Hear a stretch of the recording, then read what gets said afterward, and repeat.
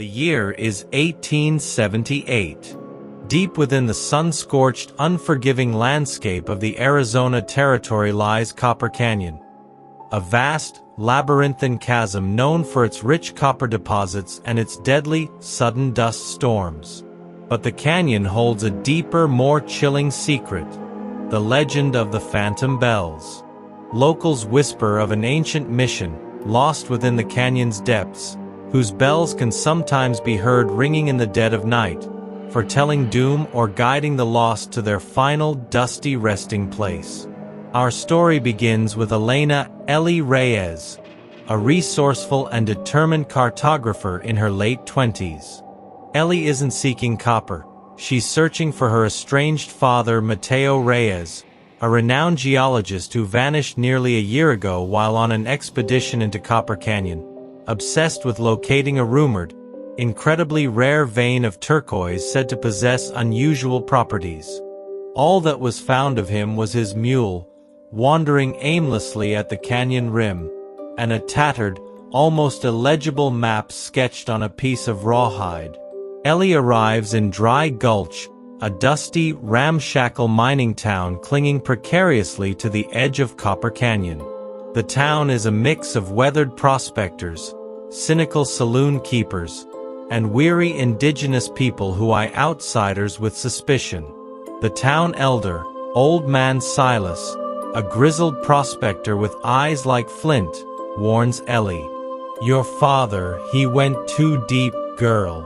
He sought the sky stone, as the old ones call it. But Copper Canyon, it guards its treasures fiercely. And those bells, they only ring for those who listen too hard."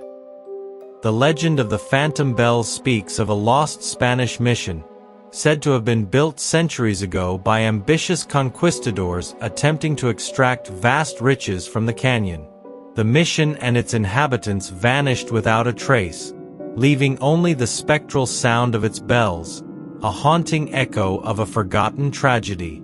Ellie, though pragmatic, can't shake the eerie feeling the canyon evokes.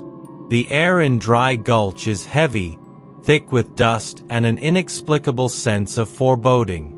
Her father's tattered map, which marks a section of the canyon as the Whispering Labyrinth, with strange, swirling symbols, offers little comfort.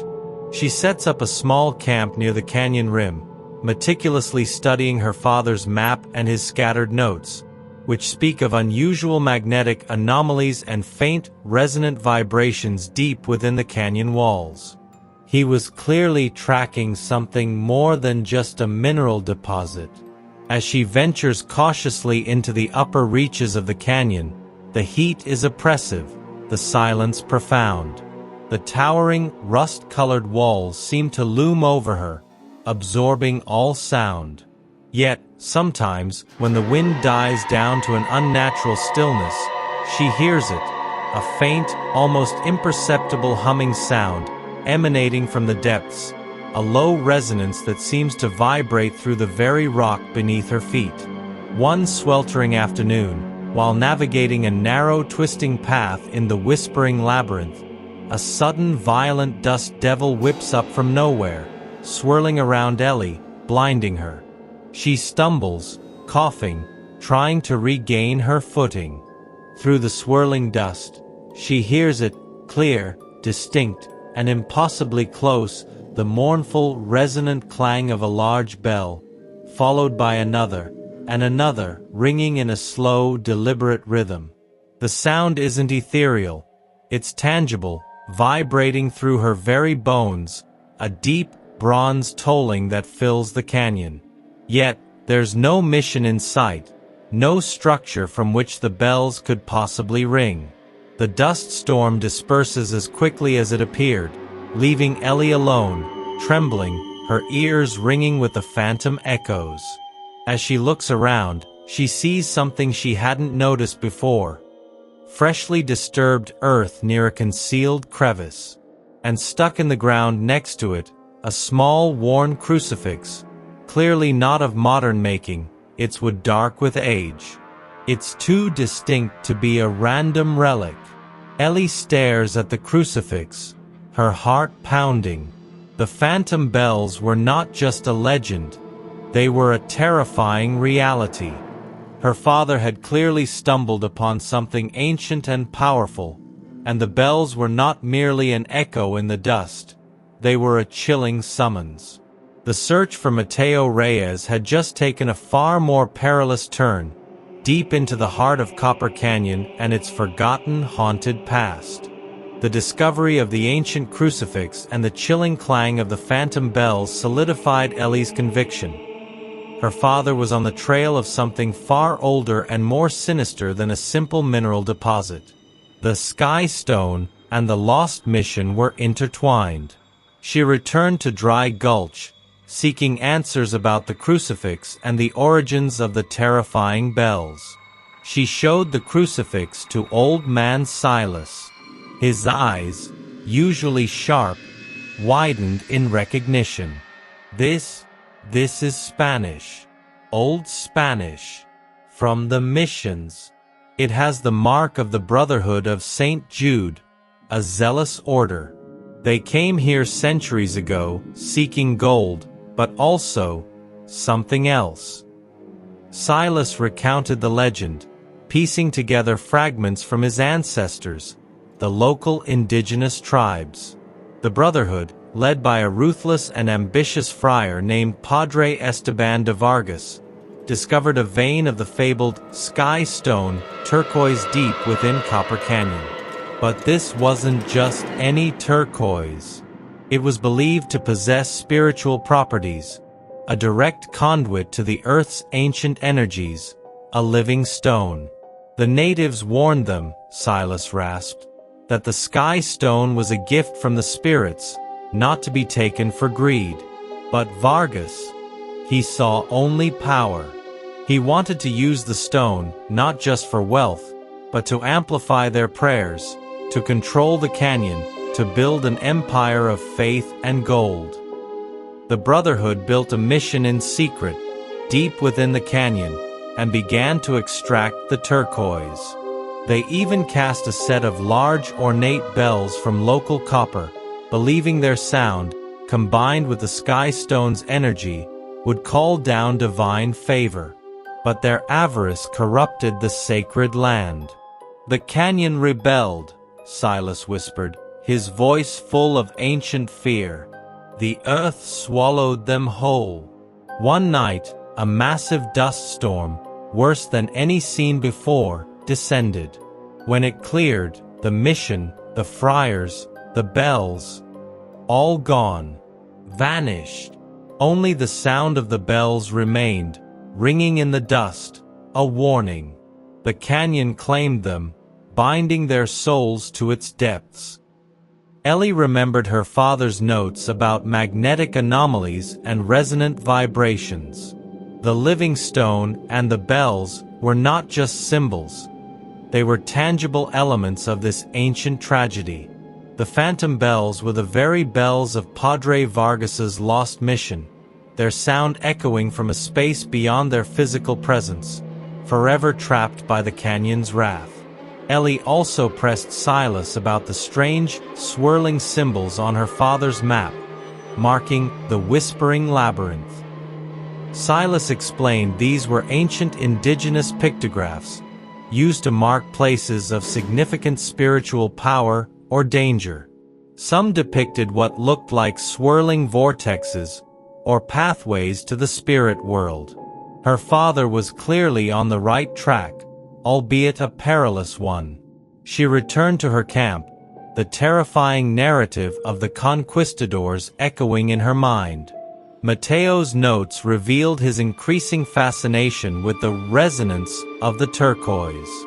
He believed the stone amplified sound and spiritual energy, and that the bells, combined with the stone, had inadvertently opened a gateway. His final entry, hastily scrawled, sent a chill down her spine. The bells, they ring not for God, but for the canyon's hunger. The stone calls to them. I hear Vargas's lament. The mission, it is not gone. It is submerged, a living tomb. And the bells, They seek a new choir. Submerged. A living tomb. Ellie thought of the dust devil, the unearthly ringing. The canyon hadn't just swallowed the mission. It had dragged it into an interdimensional space, a place where time and matter blurred. And the bells, now spectral, were still attempting to fulfill their original corrupt purpose, perhaps seeking new souls to bind to the canyon's ancient fury. Her father, Mateo Reyes, was likely trapped within this same spectral prison, a victim of the conquistadors' reckoning. Her search now shifted from finding him to rescuing him from an otherworldly fate. The chilling truth of Padre Vargas's lost mission and the spectral fate of the conquistadors propelled Ellie deeper into the mystery of Copper Canyon. Her father's final notes, hinting at a living tomb and the mission being submerged, suggested a horrifying interdimensional prison. The key, she now understood, was the sky stone, the turquoise her father sought, and the source of the canyon's ancient power. Ellie returned to the Whispering Labyrinth, her father's tattered map clutched in her hand. The indigenous pictographs marking its paths now held a deeper, more ominous meaning. She understood that these were not just physical trails, but perhaps pathways to where the veil between worlds was thinnest. The constant, faint humming in the canyon depths, which her father had noted, was now louder, a low, resonant thrum that seemed to call to her, to lure her deeper. She followed the convoluted, twisting paths, navigating the oppressive heat and the profound silence that occasionally gave way to the faint, ethereal whispers of lost souls. These whispers seemed to emanate from the very rock formations, echoing fragments of Spanish prayers and desperate cries. This was the lament of Padre Vargas and his brotherhood, trapped in their spectral mission. As she ventured further, the sunlight grew dim, replaced by an eerie internal luminescence emanating from cracks in the canyon walls. This was not daylight, it was a faint, pale blue glow, pulsating rhythmically. Ellie knew this had to be the presence of the sky stone, the powerful turquoise deposit Mateo had been searching for. The air here felt charged, heavy with an almost electrical energy, making the hairs on her arms stand on end. She finally arrived at a hidden, circular basin, deeper than she'd ever dared to go. The walls of this basin shimmered with veins of pure, glowing turquoise. The stone wasn't inert. It seemed to be alive, pulsing with that otherworldly blue light, its energy resonating with the canyon's ancient hum. In the very center of the basin, a small, crystal-clear spring bubbled up from the ground, its water glowing faintly blue. This was the living spring Mateo had written about, the true source of the sky stone's power. As Ellie approached the spring, the blue light intensified, and the humming became a powerful, almost deafening vibration that resonated through her entire body. The whispers intensified, becoming clearer, filled with a seductive lure. Come, touch the stone, drink from the spring, understand the true power. Join us, find salvation, endless knowledge. It was Padre Vargas's voice, distorted and echoing, but undeniably present, trying to tempt her, just as he had tempted Mateo. Then, the ground began to tremble. Not an earthquake, but a rhythmic, powerful thump thump thump, like a massive unseen heart beating within the earth. And with each beat, a low, guttural clang echoed through the basin. It was the sound of the phantom bells, amplified, resonating from beneath the ground itself, as if the entire lost mission was stirring from its deep interdimensional slumber. From the glowing blue waters of the spring, distorted, spectral forms began to rise. They were the conquistadors, their figures shimmering and translucent, their faces gaunt, their eyes glowing with the blue light of the turquoise. They reached out with skeletal hands, their whispers morphing into a collective, desperate plea. Release us. Release the canyon's fury. We seek absolution or company. And then, Ellie saw him. Standing amidst the spectral figures, his own form translucent and bathed in the blue glow, was Mateo Reyes. His face was haggard, his eyes wide and distant, but fixed on the spring. He clutched his tattered rawhide map, its strange symbols now glowing faintly on its surface. He looked at Ellie, his lips moving, forming silent words. He was trapped, consumed by the lure of the Sky Stone, a prisoner of the Phantom Mission. The Sky Stone's lure was undeniable, a seductive pull promising knowledge and power, but at a horrifying price. Ellie knew she had found the heart of the curse, the source of the phantom bells, and the terrifying prison that held her father captive. She had stepped into the conquistador's reckoning, and now she had to find a way to sever the Sky Stone's hold, not just on Mateo, but on the very fabric of Copper Canyon itself, before she too became another spectral echo in the labyrinth. Ellie Reyes stood transfixed in the glowing, turquoise-laden basin, face to spectral face with her father, Mateo. His translucent form, bathed in the eerie blue light of the Sky Stone, was a chilling testament to its terrifying lure. The rhythmic thump-thump-thump and guttural clang of the phantom bells reverberated from beneath the earth, a mournful symphony of the trapped conquistadors. Ellie knew she had to understand Mateo's descent into this spectral prison if she was to have any hope of rescuing him. Mateo's eyes, though distant, held a flicker of recognition as he looked at Ellie. He slowly raised his hand, pointing a trembling finger not at her, but at the glowing veins of turquoise around them, and then at the spring. His lips moved, forming words that were only a faint whisper in her mind. The resonance, the language of the canyon, the bells, they sing the names. Ellie remembered Mateo's earlier notes about the stone's unusual properties. He had become convinced that the Sky Stone wasn't just a mineral. It was a living geological entity, capable of amplifying spiritual energy and even sound. He believed the frequency of the bells, combined with the stone, could create a harmonic frequency that could open pathways, or even allow communication with ancient forces. Padre Vargas had sought to harness this, and Mateo had followed, driven by scientific curiosity and an intellectual hunger for the unknown. As Ellie watched, Mateo's spectral form seemed to pulse, and fragments of his last days began to play out in her mind, like fleeting, disturbing visions. She saw him, alive in the basin, his face etched with a desperate fascination. He was not mining the turquoise for wealth, but meticulously studying its crystalline structure, tapping it, listening to its hum.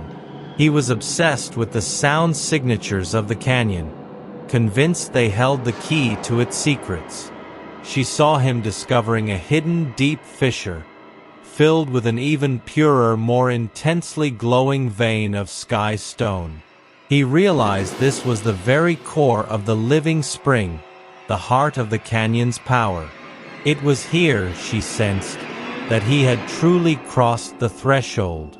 His visions showed him experimenting, not with picks and drills, but with tuning forks and geological hammers, attempting to replicate the resonant frequencies he believed the bells once produced. He sought to understand the language of the canyon, as he called it. He believed if he could master it, he could control the energies of the sky stone. But as he tapped and hummed, as he sought to unravel the canyon's secrets, the ghostly figures of the conquistadors began to appear to him, drawn by the very resonance he was creating. They didn't appear hostile at first, but mournful, beckoning. They whispered of a great sacrifice, a debt to be paid for disturbing the balance. They spoke of the true bells, not the ones cast by Vargas, but the inherent resonant energy of the sky stone itself, that rang not for God, but for the canyon's deep, insatiable hunger. In one horrifying vision, Ellie saw Mateo, his face gaunt, his eyes wide with a mixture of terror and enlightenment, as Padre Vargas's spectral form emerged from the glowing spring. Vargas, no longer merely an echo, but a more defined, chillingly lucid entity, reached out to Mateo. "You understand now," Vargas's spectral voice echoed in Mateo's mind. "The stone holds the knowledge. But it demands a steward, a keeper of the bells, an eternal scholar of the canyon's song." Mateo had not been simply pulled in. He had been seduced. He had sought knowledge, and in his intellectual arrogance had offered himself unknowingly as a new guardian, a new choir for the phantom bells. He believed he was understanding the canyon, but the canyon was, in fact, consuming him, drawing him into its eternal cycle of guardianship. The visions ended abruptly. Mateo's spectral form shivered, then slowly began to recede back towards the glowing spring, his hand still extended towards Ellie, a silent plea. The conquistadors around him intensified their whispers, their forms beginning to solidify, ready to defend their new, unwitting scholar. Ellie now understood the immense challenge. Mateo was not merely lost. He was bound by a pact, a twisted intellectual trade with Padre Vargas and the canyon itself. To free him, she couldn't just pull him out. She had to break the deep, resonant connection he had forged with the sky stone, to silence the true bells that called to him, and to sever the ancient, interdimensional contract that held him captive in the terrifying living tomb of Copper Canyon. Ellie watched in horror as Mateo's spectral form began to recede, drawn back into the heart of the glowing spring and the terrifying embrace of Padre Vargas and his spectral conquistadors. The rhythmic clang of the phantom bells intensified, echoing Mateo's chilling transformation into an eternal scholar of the canyon's song. Ellie knew she couldn't fight the sky stone's power directly. She needed a counterforce, an ancient wisdom that understood the canyon's true nature. Her only hope lay with the indigenous knowledge of Old Man Silas. She retreated from the glowing basin, the unsettling hum of the sky stone still vibrating in her bones. She returned to Dry Gulch, exhausted but resolute, and sought out Silas. She recounted Mateo's visions, the harmonic frequency, Padre Vargas's lure, and the horrifying truth of the true bells within the living stone. Silas listened intently, his face grim. The sky stone. It is not just a stone. It is the heart of the canyon's spirit. My ancestors, they called it Platoa, the speaking stone. It can amplify intentions, good or ill. Vargas, in his greed, sought to dominate it. Your father, in his quest for knowledge, sought to understand it. But neither understood its ancient nature. Silas explained that the Native Americans had a profound respect for Tlatoa. They used its energy for healing and spiritual guidance, but always with extreme reverence and rituals of appeasement. The bells cast by Vargas were an insult to the canyon, a twisted mockery of the land's natural resonance. My ancestors had a shaman song, Silas revealed, his voice dropping to a whisper. A counter-resonance. A song not of greed or domination, but of balance and respect. It was used to quiet the stone, to harmonize with the canyon's true spirit, to close the gateways that misguided men might open. It was meant to calm the restless echoes, and to guide lost spirits to true rest. Ellie's mind raced. This was the key. If the sky stone amplified sound, then a specific pure sound could disrupt the corrupted harmony and sever Mateo's connection. But the song, Silas continued, his gaze distant, it was lost, or rather broken. The last shaman who knew its full form. He was one of the first victims of Vargas's desecration. Only fragments remain, passed down in whispers, in chants for the dead. Ellie knew she had to piece it together. She asked Silas to teach her what he knew, every fragment, every hum, every word. Silas, seeing the desperation and genuine intent in Ellie's eyes, agreed. He guided her through ancient chants, rhythmic drumming patterns, and meditative breathing techniques, teaching her to feel the subtle vibrations of the earth. He explained the importance of connecting with the canyon's true spirit, not its corrupted echoes. He spoke of a specific ritualistic drum of the earth, made from stretched deer hide and carved wood, said to be capable of producing the resonant frequencies needed for the shaman's song. The last known drum, Silas believed, was hidden in a sacred, unmarked burial site deep within a remote part of the canyon, far from the mining operations and the cursed basin. It was a perilous journey. As Ellie practiced the fragments of the song, she felt a strange connection to the canyon. The whispers of the conquistadors still lingered, but now, beneath them, she could discern a faint, deeper hum, a pure, uncorrupted resonance from the mountain itself, calling her towards balance. This was the true bells of the canyon, not Vargas's. One evening, as they practiced near the canyon rim, a powerful, chilling gust of wind swept through Dry Gulch. It carried with it a renewed, violent clang of the phantom bells, louder than ever before, filled with an enraged fury. And then a clear, spectral voice, unmistakably Padre Vargas's, boomed through the canyon. She seeks to break the pact. The scholar must remain. The bells demand their choir. She will not escape the canyon's hunger. The force of the phantom sound sent a shockwave through the air. Ellie stumbled, clutching her head, as the very ground beneath her seemed to vibrate with malevolent intent. Vargas was aware of her plan.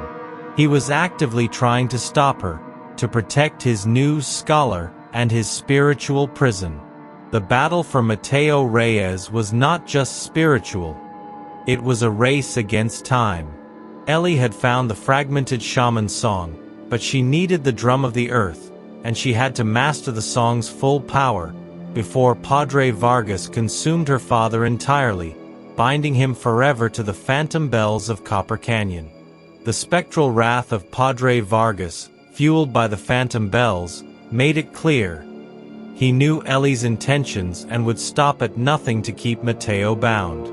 Ellie knew the fragmented shaman song was not enough. She needed the drum of the earth, the ancient instrument capable of producing the full, counter-resonant frequencies needed to sever Mateo's connection to the sky stone. Guided by old man Silas's cryptic directions, Ellie ventured into a remote, forgotten section of Copper Canyon, far from the familiar mining paths. This area was even more desolate, marked by towering, strangely symmetrical rock formations that seemed to rise like ancient sentinels. The heat was relentless, but the air held a unique, almost sacred stillness, undisturbed by the usual dust and clamor of Dry Gulch. The journey was perilous.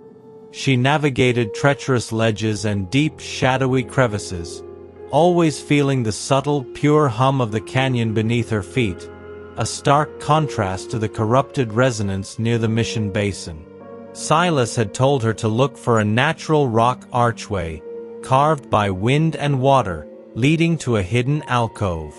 After hours of arduous climbing, she found it. Beyond the archway lay a small, sheltered grotto, remarkably cool and still. In the center, on a flat, polished stone altar, lay the drum of the earth. It was larger than she expected, crafted from dark, aged wood and stretched, thick hide, adorned with intricate, faded pictographs that seemed to glow faintly. Beside it lay a single, smooth bone beater. As Ellie cautiously approached the drum, the faint, pure hum of the canyon intensified, almost as if welcoming its long-lost companion. She gently picked up the bone beater, its coolness a comforting presence in her hand. She raised it, and with a deep breath, tapped the drum. A profound, resonant thrum filled the grotto, vibrating through her entire body, a low, earthy sound that seemed to awaken the very stone around her. This was the true voice of the canyon, ancient and powerful, completely different from the chaotic clang of the phantom bells. The pictographs on the drum seemed to shimmer, momentarily flaring with light. Just as she was beginning to feel a sense of hope, a sudden, violent earthquake-like tremor shook the grotto. Dust and small rocks rained down. From the distance, a furious, distorted chorus of the phantom bells erupted, their clanging sharp and enraged, clearly reacting to the drum's awakening. The very walls of the grotto seemed to moan under the stress, and the air grew thick with the sickly sweet scent of the conquistador's presence. Then, from the cavern entrance, a spectral figure began to coalesce. It was Padre Vargas, his translucent form more defined than ever, bathed in a sickly green light, his face contorted in a mask of fury. He carried a spectral, shimmering sword, its tip glowing with malevolent energy. He was attempting to materialize, to physically block her path and prevent her from using the drum. The drum belongs to the deep. It will not sever what is bound. The scholar is ours. You will join him, guardian of the bells. Vargas's voice echoed in her mind, a guttural, furious roar. He raised his spectral sword, and the very air in the grotto shimmered, threatening to tear apart. Ellie knew this was the ultimate test. She could not fight him physically. Her only weapon was the shaman's song and the drum of the earth. She tightened her grip on the beater. With a surge of desperation and resolve, she began to beat the drum, slowly at first, then picking up a steady, powerful rhythm, accompanied by the fragments of the shaman's song old man Silas had taught her. The thrum of the drum merged with her chant, creating a vibrant, counter-resonant force. The grotto filled with a pure, harmonious sound that pushed back against Vargas's malevolent presence. His spectral form wavered, flickering like a dying flame, as the pure energy of the drum clashed with his corrupted essence. He shrieked, a sound of agony and frustration, as the shaman's song began to overwhelm his spiritual power. The battle for Mateo Reyes had truly begun, a clash of ancient magic and raw spiritual will, deep within the heart of Copper Canyon. The grotto vibrated with the clash of ancient forces, the pure, rhythmic thrum of the drum of the earth and Ellie's resonant chanting, against the furious, spectral presence of Padre Vargas and the discordant clang of the phantom bells. Vargas, his form flickering with rage, lunged at Ellie, his spectral sword shimmering, but the harmonious vibrations from the drum seemed to create an invisible barrier, pushing him back. Ellie focused, remembering Silas's teachings. The shaman's song was not just a tune, but a prayer for balance, a way to harmonize with the canyon's true spirit. She channeled her desperation for Mateo, her respect for the land, and her unwavering will into every beat of the drum and every note of her voice. As she intensified the rhythm, the pictorial carvings on the drum began to glow brightly, pulsing in sync with her beats. The low, pure hum from the canyon, the one Mateo had sought to understand, began to interweave with her song, creating a powerful, overwhelming force of pure, resonant energy. This was the harmonic frequency that Mateo had sought, but in its true, uncorrupted form. Padre Vargas shrieked again, his spectral form dissolving and reforming rapidly, unable to withstand the pure resonance. The phantom clanging of his bells, once so menacing, now sounded fragmented, distorted, as if being ripped apart by the sheer power of the shaman's song. The sickly sweet scent in the grotto dissipated, replaced by the clean, earthy smell of damp stone. Ellie pressed on, knowing this was her chance. She began to focus the energy, directing it like a physical force. She aimed the pure resonance towards the deepest parts of the canyon, towards the basin where Mateo and the conquistadors were trapped, towards the heart of the sky stone. She imagined the pure sound unraveling the corrupted bonds, severing the dark pact that held Mateo captive. Suddenly, a profound silence descended upon the grotto. The furious clanging of the phantom bells stopped entirely. Padre Vargas's spectral form, caught mid-shriek, froze, then, with a final guttural wail of defeat, completely dissolved into shimmering motes of blue light that dissipated into the air. He was vanquished, his dark hold over the canyon's spectral prison broken. Ellie continued to drum and chant, guiding the powerful harmony. From the depths of the canyon, from the direction of the glowing basin, she heard a new sound, a soft, almost mournful sigh, like a release of immense tension, followed by a faint rushing sound, as if something immense was being pulled away. Then, from the very air, a familiar voice, weak but clear, echoed in her mind, "Ellie, the harmony, you found it, the balance." It was Mateo. She stopped drumming, her body trembling with exhaustion, but her heart soaring with hope. The blue glow that had permeated the grotto began to recede, as if the sky stone's raw power was being calmed, contained once more. She rushed back to the basin where the glowing turquoise had been so vibrant. It was still there, pulsing with a faint blue light, but now it felt calmer, more serene. The spectral forms of the conquistadors were gone. The waters of the living spring were clear, no longer radiating that sickly luminescence. And then she saw him. Lying on the ground near the spring, pale and gaunt, but undeniably physical, was Mateo Reyes. He was weak, disoriented, but alive. He coughed, a dry, rasping sound, but it was the sound of a living man, not a spectral echo. Ellie rushed to his side, tears streaming down her face. "Father, you're here. You're real." Mateo looked up at her, his eyes still distant, but with a growing awareness. He tried to speak, but only managed a weak smile. He touched the ground, then the turquoise veins, a strange reverence in his gaze. He had been released.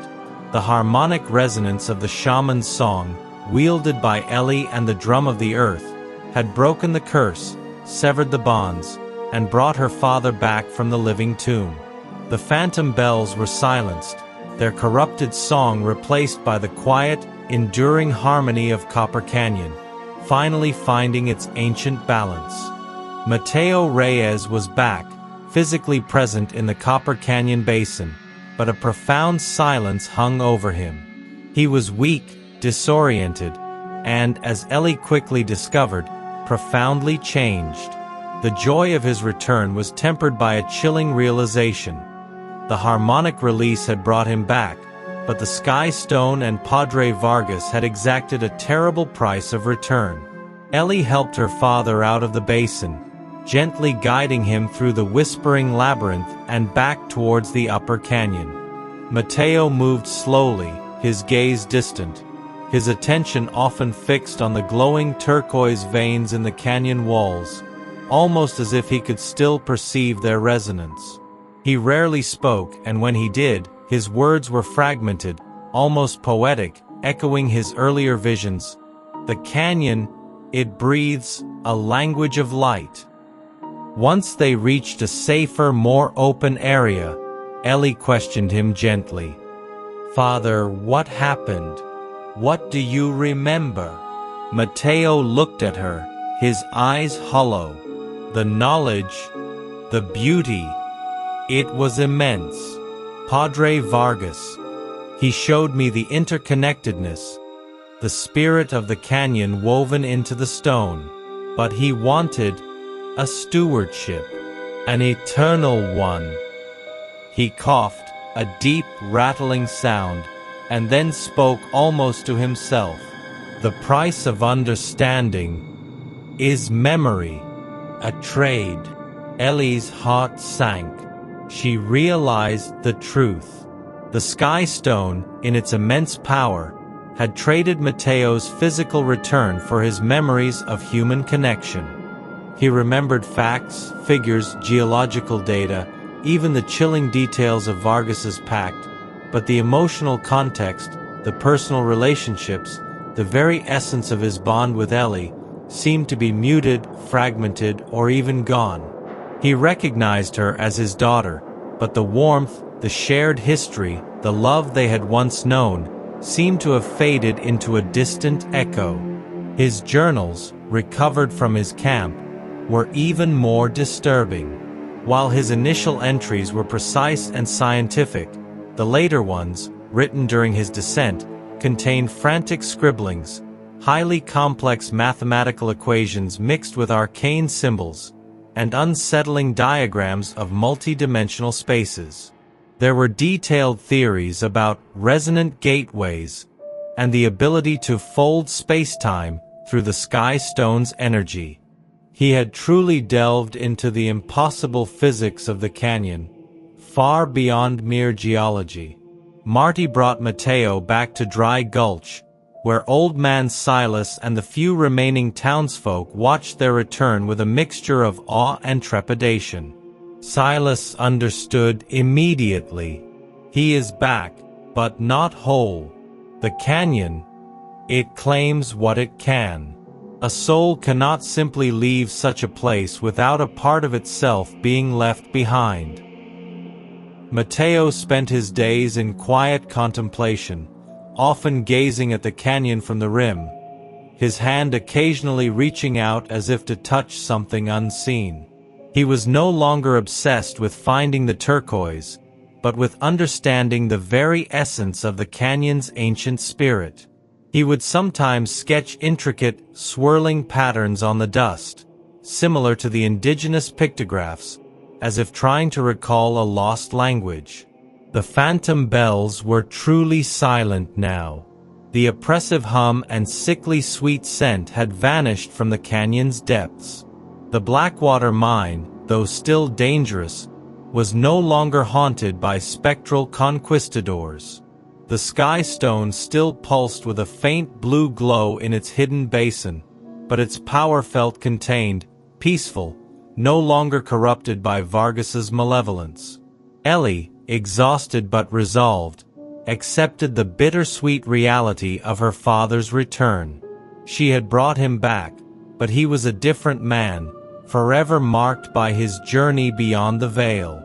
The price of his return was a piece of his own humanity, a fragment of his soul absorbed by the canyon. She recognized the profound responsibility that now lay upon her shoulders, to protect the canyon's fragile balance, to ensure no one else fell prey to the Sky Stone's dangerous lure, and to carry the weight of her father's fragmented memory. The journey to rescue Mateo was over, but the quiet, sorrowful journey of living with the consequences had just begun, the phantom echoes of lost connections forever ringing in her heart. Years turned into decades. Copper Canyon, though still a formidable and imposing wilderness, slowly began to reclaim its peace. The mining fervor in Dry Gulch dwindled, and the town became a quiet, solitary outpost, a testament to the harsh realities of the frontier. The legend of the phantom bells faded into a distant memory, replaced by hushed tales of Mateo Reyes, the geologist who went too deep and returned, but changed. Mateo lived out his days in quiet reclusion, forever gazing at Copper Canyon. He never regained his full memories or his former emotional depth. He would spend hours meticulously mapping the subtle shifts in the canyon's geology, not for discovery, but for a strange, almost spiritual understanding. He sometimes hummed fragmented, melodic tones that sounded eerily similar to the pure resonance Ellie had created with the drum of the earth, as if he himself had become a living conduit for the canyon's natural harmony. He was a silent sentinel, a guardian inadvertently forged by the very power that had claimed him. Ellie Reyes, too, remained in Dry Gulch, becoming the unspoken guardian of Copper Canyon's secrets. She understood the delicate balance between the material and the spiritual, between human greed and ancient power. She protected Mateo, not just from physical harm, but from any attempts to exploit his altered state or to reignite the canyon's perilous forces. She kept the drum of the earth hidden, a sacred artifact passed down from Old Man Silas. She continued to study the shaman's song, understanding its power to soothe and contain. She developed an almost symbiotic relationship with the canyon, learning to read its subtle signs: the shifting winds, the murmuring rocks, the quality of light. She could sense when the balance was threatened, when the human world encroached too closely on the canyon's ancient heart. The sky stone, in its hidden basin, continued to pulse with a faint, peaceful blue glow, its power contained, no longer radiating the malevolent lure of Padre Vargas. The conquistadors remained silenced, their tormented souls finally at rest within the veiled depths, or perhaps, simply absorbed back into the raw energy of the canyon itself. The phantom bells were never heard again, their cacophony replaced by a profound, ancient stillness. Ellie sometimes thought of the ultimate irony. Padre Vargas, in his greed, had inadvertently created a system of eternal guardianship for the very power he sought to exploit. Mateo, in his thirst for knowledge, had become the living embodiment of that guardianship, a scholar forever bound to the canyon's truths, even at the cost of his own memories. And Ellie, by saving him, had unknowingly taken on a similar, quieter burden, to protect the fragile peace of the canyon and its veiled depths. The residents of Dry Gulch, now fewer in number and steeped in the canyon's unique lore, learned to live with a respectful distance from the vast chasm. They understood that Copper Canyon was a place of immense power, beautiful yet unforgiving, a silent keeper of ancient secrets. They spoke of the Reyes family as keepers of the canyon, not in any official capacity, but with an unspoken reverence. As Ellie aged, she became a figure of quiet wisdom, her eyes reflecting the vast, silent depths of the canyon she protected. She passed down her knowledge to a trusted few, those who understood the delicate dance between man and nature, emphasizing the critical importance of respect and balance. The lesson of the phantom bells was not just a historical event. It was a living truth, woven into the very fabric of Copper Canyon, carried by its quiet guardians. Today, Copper Canyon remains one of the most remote and formidable wildernesses in the American Southwest. Dry Gulch has long since faded from maps, its structures reclaimed by the relentless desert. The old mining trails are overgrown, barely discernible amidst the rugged terrain. The Sky Stone, the lost mission, and the resting place of Padre Vargas are lost once more, swallowed by the vast, silent depths of the canyon. Yet, the legend of the phantom bells of Copper Canyon endures, whispered by indigenous tribes who still honor the canyon's ancient spirit, and by a rare few who venture into its sun-baked interior. They speak of a place where the earth itself breathes, where ancient energies lie coiled, waiting for the unwary. Modern geologists occasionally conduct surveys in the canyon, noting unusual magnetic anomalies and inexplicable seismic readings from its deepest reaches, patterns that defy conventional explanation. Some report feeling an inexplicable sense of presence in certain secluded grottos, or hearing faint, almost imperceptible humming sounds emanating from the sheer rock walls, the lingering resonance of the sky stone. But the phantom clanging of the bells is never heard. The mournful whispers of the conquistadors are gone. The sickly sweet scent that once permeated the air around the cursed mission has vanished. The canyon holds a profound, unbroken silence, a testament to the balance that was painstakingly restored. This silence is the legacy of Elena Reyes, of Mateo Reyes, and of Old Man Silas. It is the result of the shaman's song, of the drum of the earth, and of the unwavering commitment to honoring the mountain's ancient spirit. The sky stone, once a lure for greed and knowledge, now rests as a silent, powerful heart, its energies contained, its dangers veiled. The true story of the phantom bells is a chilling reminder of the consequences of avarice and arrogance, of disturbing ancient powers, and of the profound cost of knowledge gained without respect. The conquistadors sought to dominate, Mateo sought to understand, but only through Ellie's selfless act of balance was the canyon's true harmony restored. Copper Canyon remains a place of immense, untamed beauty, but also of quiet reverence. It whispers its secrets not through phantom bells, but through the enduring silence of its towering walls, the subtle hum of its depths, and the resilient spirit of the land itself. It stands as an eternal guardian of its own mysteries, its lessons etched not in stone, but in the echoes of a terrifying past, and the profound unbroken silence that now envelopes its veiled depths.